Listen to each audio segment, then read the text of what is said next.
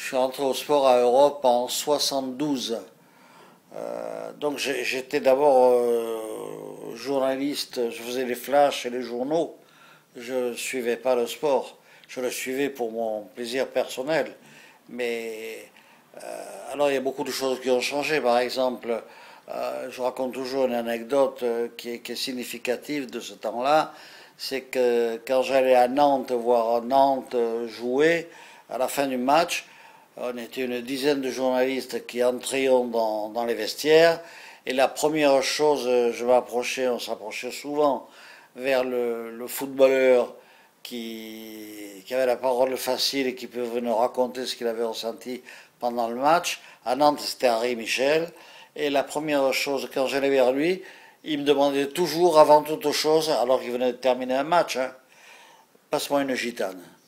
Et je sortais mon paquet de gitane, je lui passais une gitane et il se régalait.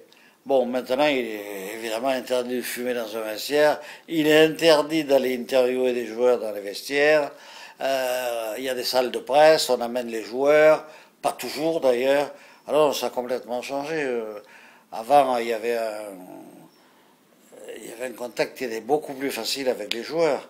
D'ailleurs, c'est vrai qu'à la fin des matchs, on allait dans les vestiaires, on sortait le micro ou le carnet pour les journalistes de presse écrite, et on pouvait rester un bon moment à interviewer les joueurs, ce qui n'est plus le cas maintenant, puisque tout est ordonné, tout est mesuré, et les joueurs maintenant viennent à la demande des journalistes, viennent en salle de presse, ils répondent ce qu'ils veulent, on ne peut pas relancer les trucs, enfin c'est pas du tout. Il faut avoir un contact extérieur avec eux, il faut avoir le portable du joueur, lui parler hors match, bien après ou bien avant, enfin bon, c'est pas du tout comme à l'époque, voilà. Ça c'est sûr. Et puis alors pour le jeu aussi, ça a beaucoup changé parce que on ne joue pas les nostalgiques, mais c'est vrai qu'il y avait quand même de beaux et de grands matchs où on jouait, où on essayait de jouer au ballon, alors que maintenant, le seul intérêt pour un joueur, je le comprends d'ailleurs, c'est le résultat. Il faut gagner, quoi qu'on fasse, et voilà. Bon, le jeu, on s'en fout un peu. Moi, il y a un truc qui m'avait énormément marqué, définitivement marqué d'ailleurs, c'est un reportage au Brésil. C'était en 77 et j'avais été sidéré par la façon dont travaillaient les Brésiliens. Alors évidemment, avec toute l'arrogance des Français, mes confrères se foutaient de leur gueule en disant « Oh, regardez-les, ils crient comme des fous, ils vont faire des interviews sur le bord du terrain, tout ça. » Or, ce sont eux qui avaient raison. Et je me suis sacrément inspiré, moi. J'ai été sidéré, par exemple, au Brésil, de voir les journalistes allant interviewer le type qui tirait les corners. Alors tu vas bien le tirer, premier poteau, deuxième poteau, etc. Et tout ça, en 77, il n'y avait pas, en tout cas chez eux, il n'y avait pas de HS. C'est-à-dire que ils tiraient des fils depuis les cabines, il y avait des fils qui pendouillaient et qui tiraient jusqu'au point de corner. Et les types interviewaient les joueurs avant de tirer les corners. Ils couraient le long de la touche pour suivre le jeu. Et je trouvais ça fantastique, fantastique. De même que les écrans de pub se déroulaient d'une façon, il y avait un écran par chaque 2-3 minutes, mais c'était le type, il disait, vous avez siroté tel alcool, ah, il est très bon, hein. Hop, et le journaliste reprenait. C'était formidable, ça durait, l'écran de pub durait 6 secondes. Alors tout ça, je l'ai vu, connu au Brésil, et ça m'a beaucoup influencé, plus que l'Argentine d'ailleurs. L'Argentine bénéficiait par rapport aux Brésiliens d'un truc comme tous les hispanophones, j'ai bien dit là oui, c'est-à-dire une langue qui permet comme aucune autre de commenter les matchs de foot, les matchs tout court dans tous les sports, mais surtout les matchs de foot. elle s'y prête, je sais pas, c'est la langue espagnole qui veut ça, ça s'y prête. Toca la pelota, ça, touche le ballon, et ça a beaucoup plus de force en disant toca la pelota.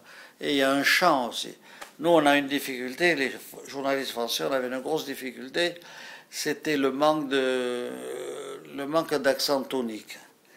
Alors, moi je disais toujours, quand je suis devenu chef, directeur des sports, je disais toujours aux jeunes d'essayer de faire des montagnes russes dans les reportages, c'est-à-dire d'être calme, puis de s'énerver, de repartir, et dès que le ballon entrait dans la surface de réparation, je leur demandais de monter d'un ton, puis de redescendre. Ce qu'ils ne faisaient pas toujours d'ailleurs. Il y a des gens qui étaient tout le temps en haut, ou tout le temps en bas, ce qui est plus grave. Voilà, donc c'était ça le commentaire. Il fallait que ça soit passionnant, quoi. Et puis moi, je restais aussi plus tard, je suis resté, enfin à peine plus tard, non, à peu près à la même époque, sur quelqu'un alors qui m'avait influencé, qui m'avait déterminé d'ailleurs, qui avait déterminé ma carrière. Je vous parlais de lui, c'est Kader Firou de Nîmes, qui alors sur le plan du jeu disait toujours que le milieu de terrain c'était je me souviens plus, c'était un cirque ou une façon de, je sais plus ce qu'il disait, que c'était du blabla, et qu'en fait le plus intéressant c'était les deux surfaces de réparation sur le plan défensif et sur le plan offensif. Là, ce qui se passait là-dedans, c'était important. Et donc, moi, j'essayais d'être calme, normal, quand le jeu se situait au milieu de terrain, sauf exploit du type Maradona ou Platini. Et j'accélérais le débit lorsque le ballon entrait dans la surface de réparation. Parce que c'était intéressant, il y avait danger, il y avait excitation, l'attente d'un but, voilà quoi. Le foot est devenu un spectacle, il ne faut pas le nier, et même à l'époque c'était un spectacle. Hein. La preuve c'est que ça remplissait les stades, comme Johnny remplit les salles de spectacle. Hein. C'est pareil, c'est même quand on regarde... Moi j'avais un truc terrible, une comparaison, c'était les villes, parce qu'à l'époque les villes donnaient beaucoup d'argent aux clubs. Et donc, ça grognait souvent, disant, vraiment, l'argent qu'on distribue au club.